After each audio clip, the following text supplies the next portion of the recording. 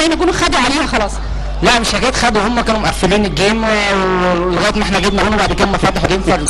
لا حكايه خدوا، هم كانوا مقفلين الجيم ولغايه ما احنا جبنا جون وبعد كده هم فتحوا الجيم، فالجيم بقى بالنسبه لنا كويس الحمد لله، بس الجو هو اللي كان مؤثر علينا يعني.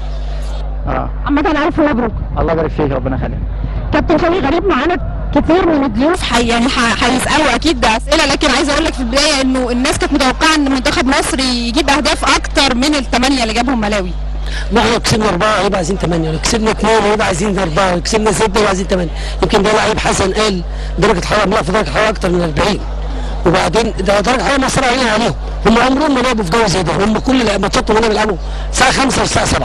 يعني ما لعبوش عمرهم، عشان كده تشوف المدرج اللي قدامنا حد خالص فيه من درجه الحراره والشمس اللي موجوده. احنا عايز اقول احنا باقل مجهود جبنا 4 اجوال، يعني احنا باقل مجهود وده طلبناه من اللعيبه، ما طلبناش من اللعيبه اكتر من اللي تعمل، يعني باقل مجهود جبنا 4 اجوال، وباقل مجهود ضيعنا 4 أو 5 أو 6 فرص، لكن في التصفيات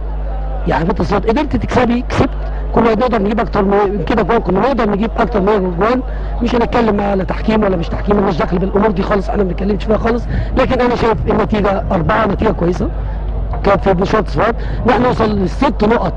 دي برضه نتيجه كويسه، ان احنا يبقى عندنا 6 نقط في مباراتين. مباراه افتكر انت التصفيات اللي فاتت احنا فضلنا لاخر مباراه، لان تعادلنا مع بتسوانا وتعادلنا مع موريتانيا وتعادلنا مع بروندي، فضلنا لاخر ماتش لو ما كناش كسبنا نخش تصفيات ايا كان مع الخصم ايه. المهم الاول ال3 نقط، وبعد كده بعد ال3 نقاط زي ما قلت في الجو اللي موجود ده ودرجه الحراره اللي موجوده دي اللي بيلعب فيها، اللي ما تعودش حتى اللعيب المصري يلعب فيها، يعني اللعيب المصري هو متعود يلعب في جو زي ده. ولو تشوفي حضرتك الملعب النجيله بتاعته الترتان دي، الملعب سخن لدرجه ان الجزم اللعيبه بين الشوطين حطت الجزم كلها في قلب الميه من درجه من الارض، من سخونيه الملعب النجيله اللي هي الصناعيه ده على اللعيبه لكن كل دي خالص مش مباراه اي حاجه. احنا جبنا 4 اجوان، وعندنا 6 نقط في ماتشين، عندنا مباراه يوم السبت اللي جاي باذن الله مع ملاوي في ملاوي،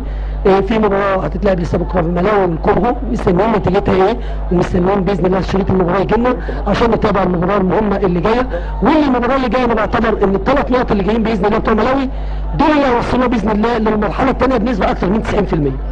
أي مباراة سمعت